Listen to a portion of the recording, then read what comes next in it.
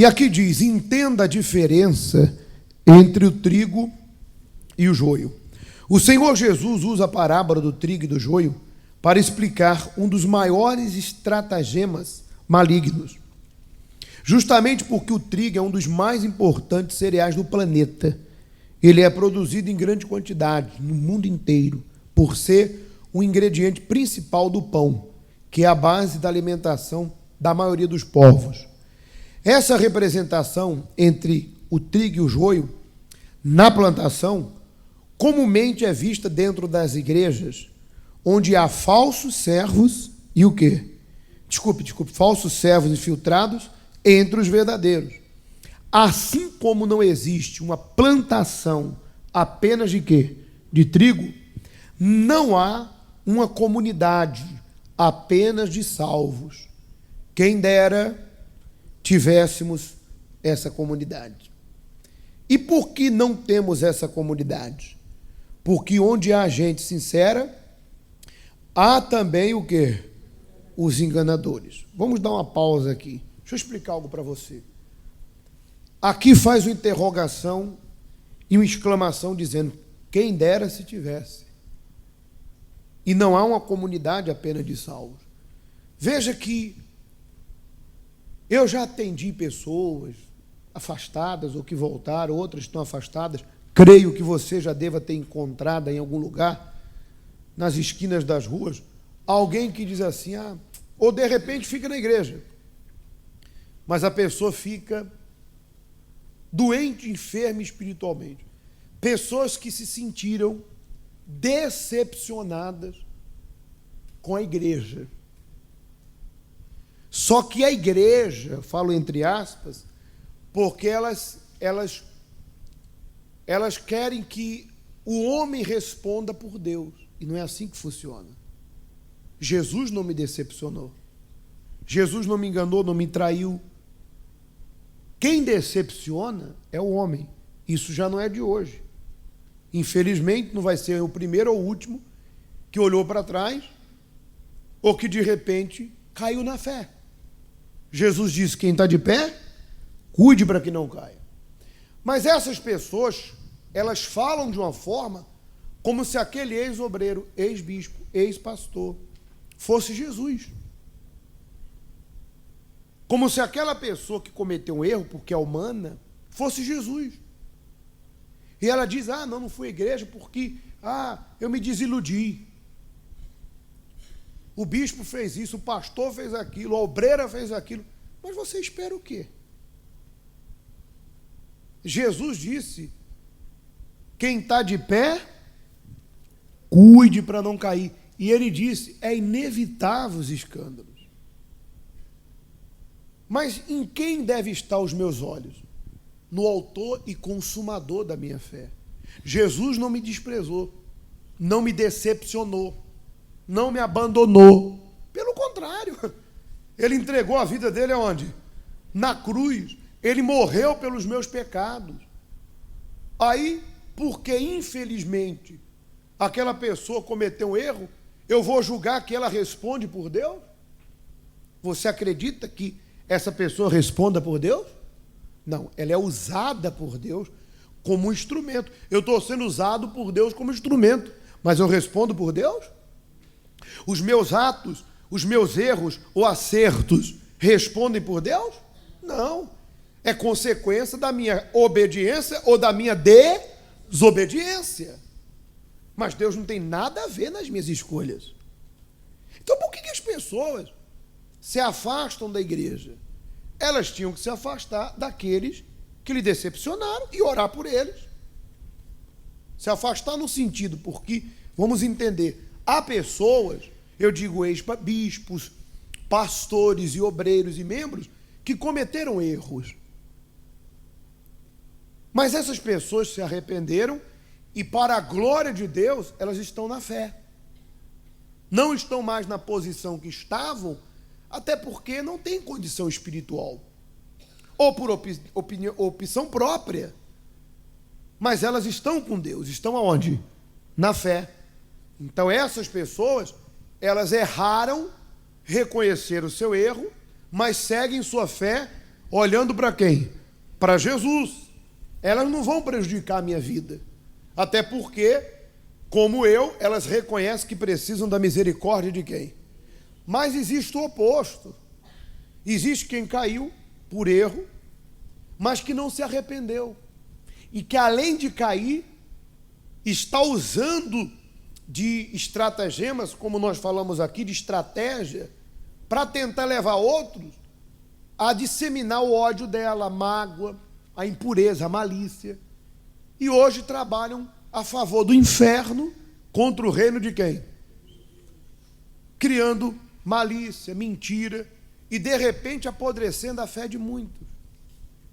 Mas eu pergunto a você, elas respondem por Deus? Sabe o que você tem que fazer? Falar, meu Deus, tem misericórdia dessa pessoa. E não deixa acontecer comigo o que aconteceu com quem? Com ela. Que um dia foi vaso nas tuas mãos e hoje está na mão de quem? Do diabo. Um dia foi um instrumento, porque entenda, há pessoas que abandonaram sua fé porque elas nunca nasceram de Deus. Então, pastor, o que motivava elas a vir à igreja? Gratidão. Lembra que Jesus curou 10 leprosos? Todos ficaram gratos, mas só um quis seguir Jesus. Se você perguntar para os 9, eles eram gratos, mas aquela gratidão não foi suficiente para eles entregar a vida para Jesus. Na ideia deles, eles não sentiam necessidade, eles só queriam o pão e o peixe. Foi o que Jesus falou em certa ocasião, ó, essa multidão só me segue por causa do pão, porque poucos obedeciam. Então há pessoas que foram curadas, o filho foi transformado, o marido se libertou, eram endemoniadas, deixaram de ser, pensavam no suicídio, largaram o suicídio, os remédios, mudaram. E essas pessoas ficaram tão maravilhadas, tão gratas, que elas decidiram, vou seguir Jesus. Mas elas não abriram mão do seu eu. Elas não abriram mão da sua velha criatura. Mesmo na igreja, gratas, direitinho, elas não abriram mão do seu orgulho. Umas até abandonaram aqueles pecados mais grotescos, como prostituir, vícios, etc. e tal. Mas a grande maioria ainda sustentavam dentro de si a mágoa, os maus olhos, o orgulho. E por conta disso, o coração delas não se fez novo e o espírito não se fez o quê? Porque não se fez novo porque o Espírito Santo não conseguia entrar, porque elas não entregavam a vontade delas. Muito bem. Essas pessoas, depois de um tempo, o que venceu elas? Depois de um tempo, infelizmente, como diz a Bíblia, aquela planta sem raiz, veio uma luta, uma perseguição contra a igreja, ou ela viu um obreiro que lhe maltratou, ou ela viu um servo de Deus que por não vigiar caiu e ela, me decepcionei. Não vou mais por causa... No fundo, a gratidão dentro dela acabou. Como ela não estava focada na vida eterna, como ela ainda não tinha recebido os maiores dos maiores milagres, que é ter o Espírito Santo, e ter consciência que um dia eu vou morrer, e que se eu não tiver aliança com Deus, minha alma está condenada ao inferno. Como ela não amou Deus acima de todas as coisas, largou. Então você tem que entender isso. Há pessoas que saíram do nosso meio porque infelizmente não receberam o Espírito Santo, não se tornaram novas, o calor do entusiasmo, da gratidão acabou, e elas viram um problema e, já que eu estou desanimado mesmo, é isso aí, eu saí por causa disso. Mas há aquelas que nasceram de Deus, cheias do Espírito Santo, foram muito usadas por Deus. Mas o que aconteceu com elas? O que o apóstolo diz? Não apaguei o Espírito. O diabo, por elas terem o Espírito Santo, já não conseguia mais pegá-las pelo pecado, pelo coração, sentimento, fantasias, porque elas entregaram suas vontades, tomaram a sua cruz. Mas o que venceu elas então, pastor? Se não foi o pecado nem o coração, sentimento, desejo, o tempo. O tempo venceu elas. Por quê?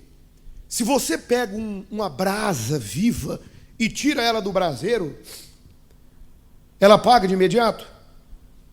Você tira, ela permanece uma brasa acesa, só que ela vai minguando, vai apagando, apagando, apagando, apagando, até que se torna um carvão apagado. Só que isso é algo interior. Por exemplo, eu não sei se você é uma brasa acesa ou apagada. De repente, tanto você como alguns que já não estão entre nós, e outros que estão, caíram, reconheceram, se arrependeram, mas de repente aqueles que não mais estão entre nós e que hoje são usados pelo diabo, um dia foram uma brasa acesa. Foram usados por quem? Pelo Espírito Santo. Só que foram vencidos pelo tempo. Foram deixando de lado a comunhão, a oração. Porque perceba como que é. Você pega a Bíblia para ler Mateus. Aí vem aquela voz assim, mas você já leu. Você já conhece Mateus. Só que se você ler Mateus de novo, o Espírito Santo vai falar de novo com você. Vai falar algo que não falou antes. Porque a glória de Deus se renova a cada manhã. Você pode ler o mesmo livro e o Espírito Santo fala. Ele mantém a nossa chama acesa. Só que aí elas já não liam mais a palavra, porque achavam que já tinham lido tudo. Já não jejuavam, já não olhavam, já não usavam a fé. Porque se eu deixar de usar minha fé no altar, no jejum, na luta, no sacrifício, eu vou virar um religioso. E elas foram apagando, apagando, apagando, mas elas continuavam ali. Dá para ver que a pessoa está apagando? Às vezes percebe-se, mas não com tanta nitidez. E aí o que acontece? Chegou um ponto que elas estavam frias. Não digo fria, desculpe, mornas. Porque o Apocalipse lá, Jesus disse, tu não és frio, és morno. Meio lá, meio cá, né? E aí, infelizmente, quando elas estavam mal espiritualmente, o diabo veio com a armadilha. E elas, por estarem fracas, caíram. Mas elas eram de Deus. Mas quando ela cai, o que o Espírito Santo diz? Lembra onde caíste. Arrepende. Eu caí quando eu deixei de botar Deus em primeiro lugar. Eu caí quando eu comecei a me juntar com aquelas más companhias. Eu caí quando eu comecei a trocar Deus pelas redes sociais. Lembra onde você caiu? Eu caí quando eu deixei de priorizar a minha salvação. Comecei a me preocupar excessivamente com as coisas do quê? Do mundo. Aonde que você caiu? Deus manda voltar. Há quem volte. Se arrepende e siga a fé. E há quem não volte e comece a lutar contra a sua consciência. É o que Paulo diz, cauterizou. Mas eu pergunto, você vai deixar de seguir Jesus por causa delas? Você tem que dizer, ó Deus, tenha misericórdia do fulano, do Beltrano, tenha compaixão. Mas não deixa, Deus, acontecer comigo o que aconteceu com quem? Com elas, porque ninguém está o quê? Está livre, isento de cair, porque é humano. Muito bem. Continuando essa primeira parte, vamos lá. Onde há convertidos, há também os que não são. Onde há quem fala a verdade, há também quem profere o quê? Mentiras. Isso vale como aviso para aqueles que buscam encontrar uma igreja perfeita. E que todos os membros são confiáveis, bons e o quê? Fiéis. Onde não haja problemas e tudo corra a mil maravilhas. Saiba que isso jamais será possível. Afinal, onde há trigo, há também joio. E quanto mais cresce a quantidade de trigo, mais aumenta a quantidade de joio, por causa da investida maligna. Portanto, devemos estar preparados para encontrar o quê? Enganadores, mentirosos, adúlteros e pessoas sem o quê? Sem o caráter divino, dentro da casa de Deus. Então, outra coisa interessante, né? Nunca vai existir a igreja perfeita. Nunca. Por quê? Porque nós não decidimos pela pessoa. E todo dia entra pessoas na igreja. E elas são livres. Veja que Paulo disse, né? Uns têm fé para comer carne e outros o quê? Legumes. Quer dizer, se referindo à pessoa que é fraca na fé. E o próprio apóstolo tem de paciência com os débeis na fé. Você vê que tem ovelha que é teimosa, é cabeçuda, né? Tem ovelha que é cabeçuda, meu Deus do céu. Você fala para a pessoa, olha, é assim, a pessoa vai lá e faz tudo errado. E de repente essas pessoas lá fora dão um péssimo testemunho. E quem vê, de repente te aborda e fala assim, ó, tu tá indo lá na igreja, ó, tem uma amiga tua que tá indo lá que anda com o marido da outra. Mas, meu Deus do céu, o que eu tenho a ver com isso? Na porta da igreja a gente pergunta quem é quem, mas de repente aquela pessoa dá um péssimo testemunho e você que vem à igreja, que procura fazer tudo bonitinho, acaba sofrendo represárias. Ah, você daquela igreja, avisa lá para o teu pastor que tem uma pessoa na tua igreja que não me paga. E você fica com vergonha. Claro. Porque você pensa, poxa, não é isso que o pastor ensina. Não é isso que o pastor fala. Então a pessoa é mentirosa, é tratante, caloteira, apronta por aí. E aí a vizinha fala, vem cá, tu vai naquela igreja? Vem cá, a tua amiga lá que vai na igreja, mas briga com o marido que a gente teve que chamar a polícia. Mas, gente, não há igreja perfeita. Porque a entrega é pessoal. É de cada um. E você tem que ter maturidade suficiente para dizer, olha, fulano, desculpa, mas ela não responde por Deus. Eu não estou lá pela igreja, nem por ela. Eu estou lá pela minha salvação. E não é isso que o pastor ensina, não. Ela está indo na igreja, mas infelizmente ela não obedece. Como em qualquer outro lugar. Ou não? Em qualquer outro lugar, há os que obedecem, os que são bons testemunhos, os que são os maus testemunhos. Mas, infelizmente, eu acredito que muitos aqui já devem ter sido criticados ou abordados por alguém que, infelizmente, vem à igreja e é uma vergonha para quem? Para Deus. É a ovelha cabeçuda, teimosa. Quem já conheceu alguém assim? Cadê? Meu Deus, levanta a mão aí. Olha só. Quando ela aparece, fala, ih, lá vem ela. É ou não é? Mas vamos orar. Não condene. A Bíblia diz, tende paciência com os débeis na fé, com a pessoa que não se decidiu. Se pode ajudar, oriente ela, dê uma palavra, dê teu testemunho. Também se não pode ajudar, não condene. Porque lá em Romanos 8 diz, quem é tu, homem, para que julgues? Não julga. Mas se você pode orientá-lo, orienta. Olha, eu passei por isso, eu tive um tempo na igreja que eu agia como você. Eu era uma pessoa teimosa, eu fazia tudo errado, mas Deus me ajudou, eu mudei, olha, eu recebi o Espírito Santo, minha vida mudou.